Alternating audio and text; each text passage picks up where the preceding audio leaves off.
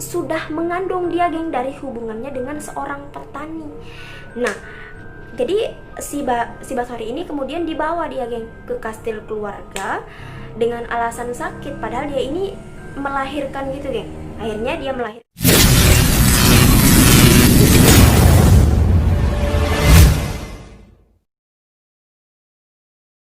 Hai geng, apa kabar kalian semua? Semoga kalian semua sehat selalu ya geng. Terima kasih sudah klik video ini. Oke geng, jadi pertemuan kali ini aku mau ngebahas ke kalian tentang kekejaman dari seorang bangsawan, geng. Jika kita mendengar kata bangsawan gitu kan, pasti tergambar kayak bangsawan ini orang yang dermawan, baik, sopan, santun. Pokoknya pasti pikiran kita itu menuju ke arah yang positif gitu kan, geng. Namun bagaimana jadinya jika seorang bangsawan ini justru menjadi seorang pembunuh terkejam sepanjang masa gitu, geng. Nah, sebelum kita masuk ke pembahasan, jangan di skip, keep stay tune ya. Jangan bengong, jangan cengengesan. Let's start it. Yaps, kenalin nih geng, Elizabeth Bathory. Dia ini merupakan salah satu nama bangsawan yang sangat terkenal di Eropa, geng.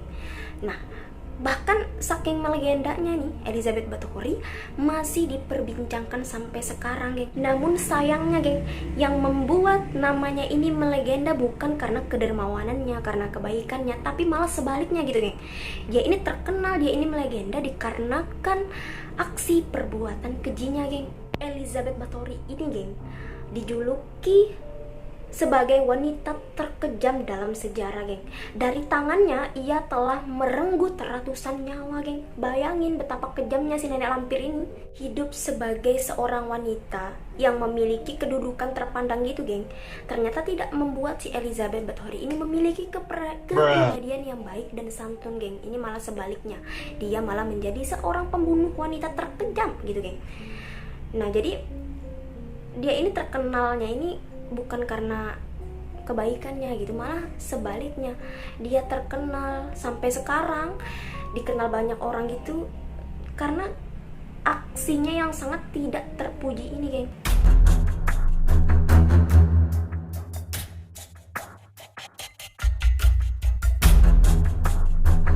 Elizabeth Bathory ini, geng, merupakan putri dari keluarga bangsawan Hungaria Bathory.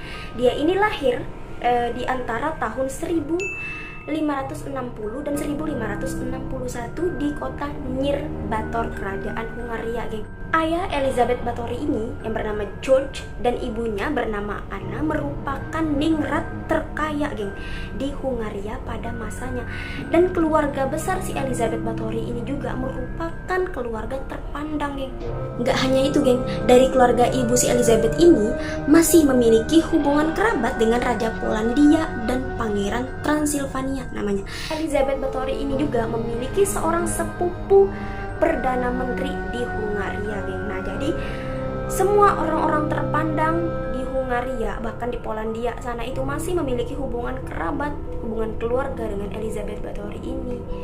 Jadi dia ini memang udah dari keluarga yang terpandang, yang sangat kaya gitu, geng. Meski berasal dari keluarga yang terpandang, geng, ternyata keluarga Bathory ini memiliki sisi gelap yang cukup dikenal di masyarakat, geng. Salah satunya yaitu pamannya si Elizabeth Bathory ini merupakan penganut paganisme dan satanis, yaitu kayak kelompok pemuja setan gitu, geng. Dan sepupunya si Elizabeth Bathory ini memiliki kelainan jiwa dan hobi sekali melakukan kejahatan seksual gitu, geng. Elizabeth Bathory ini, geng, tinggal dan besar di dalam istana keluarga di Exet, Hungaria Timur. Dia ini besar dalam limpahan kekayaan, status sosial, dan pendidikan, geng. Namun, geng, menjadi bagian dari keluarga bangsawan, Elizabeth Bathory ini juga hidup dalam peraturan yang sangat ketat, geng. Bahkan dia sudah bertunangan dengan keturunan bangsawan lain saat dia ini berumur 10 tahun, geng. Elizabeth Bathory ini, geng, menikah ketika ia berusia 15 tahun dengan Ferenc Nadasdy, yaitu putra dari Baron Nadasdy yang juga berasal dari Hungaria. Saat itu si Ferenc Nadasdy ini berusia 25 tahun. Jadi pernikahan mereka ini, geng, dilatar belakangi dengan tujuan politik. Ternyata, geng, sebelum pernikahannya si Bathory ini dengan Nadasdy, Bathory sudah mengandung dia, geng, dari hubungannya dengan seorang petani. Nah, jadi si Bathory ini kemudian dibawa dia, geng, ke kastil keluarga dengan alasan sakit, padahal dia ini melahirkan gitu, geng. Akhirnya dia melahirkan seorang putri yang kemudian dibuangnya, geng. Usai menikah nih, geng, si Bathory ini pindah dia ke kastil keluarga milik suaminya Nadasdy ini di Sarvar. Nah, kemudian suaminya ini melanjutkan pendidikannya di Wina, Austria. Next, yaitu pada tahun 1578 si Nadasdy ini, geng, dia ini menjadi komandan pasukan Hungaria gitu, dan turun dia perang melawan pasukan Utsmania. Selama sang suami berperang nih, geng, Elizabeth Bathory ini, kemudian dia ini memegang wewenang gitu, dia ini memegang kendali tentang bisnis dan kenegaraan, bahkan juga kesehatan masyarakat Hungaria saat itu, geng. Namun, geng, dikarenakan suaminya ini lebih sering berada di medan pertempuran daripada di istana gitu kan, membuat si Elizabeth Bathory ini kesepian dia, geng. Nah, hal inilah yang mendorong si Elizabeth Bathory ini melakukan hubungan gelap gitu, geng. Dia ini selingkuh gitu selama suaminya tidak di rumah. Elizabeth ini bahkan juga pernah, geng, melarikan diri dengan kekasih gelapnya. Namun pada akhirnya dia kembali lagi. Dan dia ini nggak jerah, geng. Dia terus melakukan hal yang sama, tetap aja dia selingkuh gitu selama suaminya ini pergi perang. Bahkan, geng, lebih gilanya si Elizabeth Bathory ini juga melakukan hubungan biseksual dengan bibinya sendiri, geng. Dari pernikahannya dengan si Nadasdy ini, geng, si Elizabeth ini setidaknya telah melahirkan sebanyak 5 anak. Singkatnya, geng, Nadasdy, suami Elizabeth Bathory ini wafat menghembuskan napas terakhir dia, yaitu pada Januari 1604, yaitu saat usianya menginjak 48 tahun karena sakit yang walaupun tidak ada yang tahu, geng, rincian penyakitnya itu apa.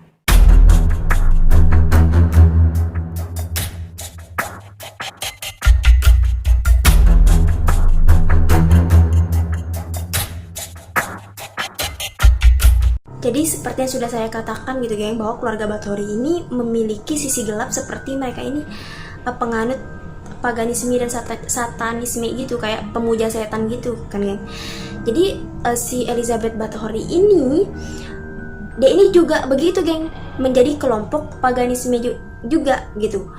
Jadi ketika keluarganya ini berurusan dengan musuh-musuh politik, dari situlah kejahatan si Bathory ini muncul katanya, geng. Awal mula kegilaan si Elizabeth Bathory ini, geng, ternyata ia ini dipengaruhi oleh pelayan terdekatnya yang bernama Dorothea Zentes. Jadi Elizabeth ini pun, geng, mulai gemar dia memuaskan hasrat seksualnya ini melalui penyiksaan gitu, geng, terhadap pelayan-pelayan mudanya. Selain Dorothea Zentes, geng, ternyata Elizabeth Bathory ini juga dibantu oleh suster Ilona Jo, kemudian pelayan prianya yang bernama Johannes Ujufari, dan kekasih dari pelayan pria tersebut bernama Anna Darufla namanya, geng. Jadi mereka berempat ini bekerja sama, geng, menyiksa para pelayan-pelayan muda dengan cara mereka ini diikat, ditelanjangi, kemudian disiksa, dicambuk. Bahkan mereka ini menggunakan peralatan-peralatan lain, geng, untuk menyakiti tubuh korban-korbannya gitu, geng. Setelah kematian suaminya nih, geng, kegilaan si Elizabeth Bathory ini makin memuncak gitu, geng, makin tidak masuk akal. Saat itu usianya menginjak 40 tahun dan dia ini merasa kecantikannya ini memudar gitu, geng. Dia mulai merasa dia ini kayak udah keriput gitu, geng. Padahal hal tersebut adalah hal yang sangat lumrah gitu kan, geng, bagi orang yang sudah menginjak umur 40 tahun. Wajar-wajar saja gitu kan jika kecantikannya ini mulai memudar, jika dia ini mulai keriput. Jadi si Elizabeth Bathory ini tidak menerima akan hal tersebut. Dia ini pengen kecantikannya itu abadi selamanya gitu, geng. Nah, pada suatu waktu nih, geng, ada seorang pelayan yang sedang membantu si Elizabeth Bathory ini menyisir rambutnya. Nah, dikarenakan pelayan ini nggak sengaja gitu, geng, si pelayan ini nyisir rambut mungkin keras gitu, sehingga membuat si Elizabeth Bathory ini marah besar dan kemudian menampar si pelayan ini, sehingga membuat hidung si pelayan ini berdarah, geng. Dan darah itu jatuh ke tangan si Elizabeth Bathory. Elizabeth Bathory ini melihat nih tangannya kayak ada perubahan gitu, geng. Setelah terkena darah perempuan tersebut, akhirnya dia berkesimpulan bahwa darah dari wanita muda akan membuat kecantikannya ini kembali. Kebetulan juga si pelayannya masih muda gitu, geng.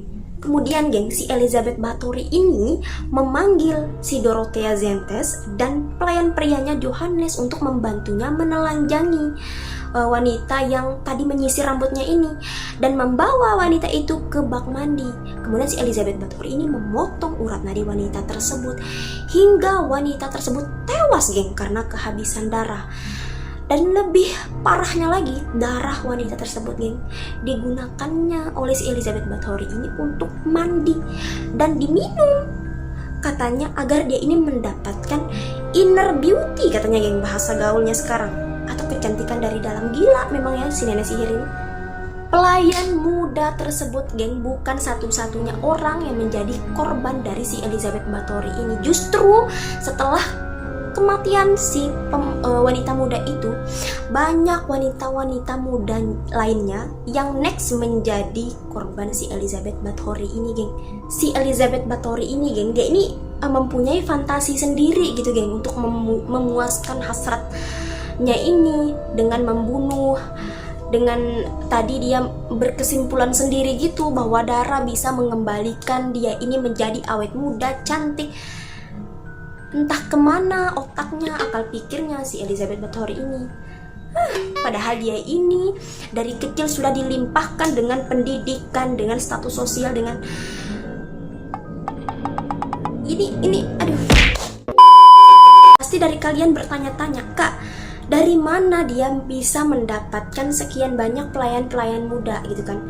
Jadi, geng, dengan kecerdasannya si Elizabeth Bathory ini, dia ini berhasil gitu, geng, mengundang banyak pelayan muda dengan iming-iming. Dia ini menjanjikan gaji yang tinggi, kemudian pendidikan, dan pokoknya mereka ini dijanjikan gitu akan kehidupan yang menjamin yang bagus di dalam istana tersebut, geng.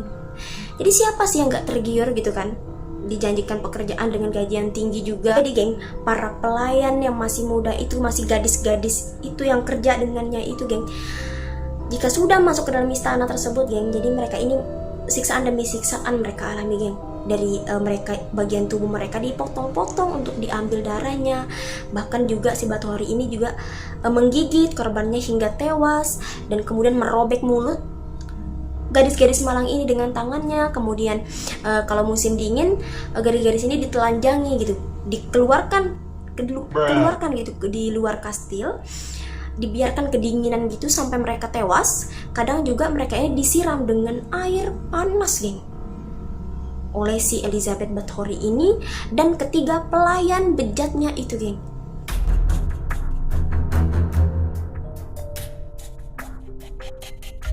Karena kepuasannya akan darah gadis-gadis muda belum terpuaskan, geng, akhirnya si Elizabeth Bathory ini memutuskan dia untuk menculik gadis muda dari putri bangsawan gitu, geng, untuk diambil darahnya. Nah, ternyata keputusannya ini menjadi bumerang yang sangat besar baginya, geng. Hilangnya putri-putri para bangsawan ternyata menyita perhatian banyak orang termasuk raja, geng. Nah, akhirnya, geng, yaitu tepatnya pada 30 Desember 1610, pasukan tentara di bawah pimpinan Georgi Turzu yang merupakan sepupu si Elizabeth Bathory ini sendiri menyerbu kastil si Elizabeth Bathory ini di malam hari atas perintah Raja Hungaria, geng. Sesampainya di istana si Elizabeth Bathory, geng, betapa terkejutnya pasukan tentara ini melihat pemandangan di mana seorang perempuan, mayat perempuan yang sudah pucat tergeletak di atas meja makan, geng, dan melihat seorang wanita juga yang tergantung dengan keadaan kedua urat nadinya sudah dipotong gitu. Dia ini udah sekarat, geng. Dan di dalam penjara ruang bawah tanah itu ada belasan wanita yang tinggal menunggu giliran mereka gitu geng untuk diambil darahnya dengan cara dipotong-potong oleh si Elizabeth Bathory ini dan ketiga kaki tangannya itu. Kemudian geng, di ruang basement ditemukan ada kurang lebih 50 mayat yang sebagian besar sudah mulai terurai geng, saking lamanya sudah mayat itu di sana. Turzo, pimpinan tentara tadi geng, kemudian menemukan daftar nama-nama korban gadis-gadis muda si Elizabeth Bathory ini. Di sana tertera ada 650 nama geng. Bayangin. Akhirnya geng, si Elizabeth Bathory ini dan 3 pelayannya ini kemudian ditangkap geng. Jadi selama proses pengadilan gitu, si Elizabeth ini nggak pernah hadir dia geng, hanya 3 pelayannya ini saja. Dan kemudian 3 pelayannya ini dijatuhkan hukuman mati geng.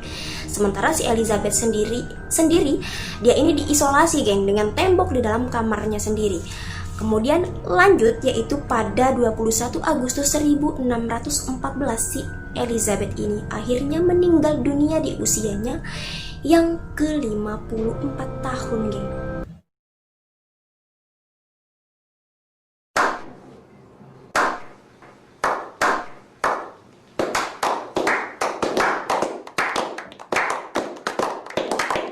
Selama bertahun-tahun geng, ternyata si Elizabeth Bathory ini dibantu oleh sejumlah orang untuk melakukan aksi kejahatan kejamnya ini geng. Nah, menurut pengakuan kaki tangannya tadi geng di pengadilan, ternyata mereka ini juga telah membunuh gadis muda berumur 12 tahun yang bernama Paula. Dia ini adalah seorang anak petani gitu geng. Nah, jadi si Paula ini itu kerja sebagai pelayan di kastil si Elizabeth Bathory ini karena tidak tahan dengan melihat kekejaman si Elizabeth Bathory ini. Akhirnya si Paula ini pernah dia berusaha untuk melarikan diri dan gagal geng. Dia berhasil ditangkap. Akhirnya dia ini disiksa hingga mati oleh si Elizabeth Bathory dan kaki tangannya ini geng. Nah geng, itulah tadi kisah wanita terkejam di dunia si Elizabeth Bathory. Dia ini adalah seorang bangsawan geng. Dari kecil dia ini sudah melimpah dengan pendidikan, dengan kekayaan, dengan status sosial dan segala macam yang seharusnya dia ini memiliki etika, attitude, kemudian hati nurani gitu kan. Tapi ini dia ini malah menjelma menjadi seorang iblis gitu geng. Atau karena overdosis dia ya, pendidikannya, ilmunya gitu kan. Ini juga dipengaruhi karena dia ini keluarganya ini menganut paham paganisme gitu geng, kelompok pemuja setan ini dari sini saja sudah sesat gitu kan. Jadi orang setinggi apapun ilmunya gitu geng, kalau kepercayaannya, agamanya sudah salah, sudah menyimpang, pasti bakalan salah juga, menyimpang juga apa yang akan dia lakukan gitu geng. Oke geng, gimana menurut kalian tentang si Elizabeth Bathory ini? Silahkan di komen di kolom komentar geng. Oke, saya pun heran juga, saya pun kaget juga. Saya kira ini hanya ada di dalam cerita fiksi doang geng. Ternyata di dunia nyata juga pernah terjadi dari kalangan bangsawan lagi. Ini memalukan sekali gitu geng. Namanya diabadikan bukan karena kebaikan, tapi karena kekejamannya gitu geng. Oke geng, terima kasih sudah stay tune di channel aku. Jangan lupa tinggalin jejak positif kalian ya. Oke, kita akan ketemu di pembahasan-pembahasan selanjutnya. Thanks for watching.